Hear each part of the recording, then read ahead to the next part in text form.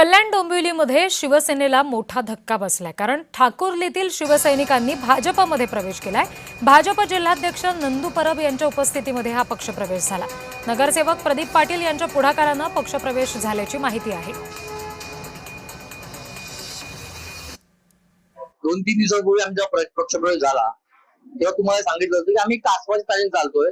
हळूहळू आम्ही आमचा पक्षप्रवेश जरा जे पवार साहेबांच्या कार्यावर जे ज्यांना विश्वास आहे ते सगळे आमच्या भाजपमध्ये प्रवेश करतायत, त्यांचं सगळ्यांचं स्वागत आहे। आणि तुम्हाला बोललो होतो की कासवाचा चालतोय, हळूहळू आम्ही आमची संघटनामधून करणार।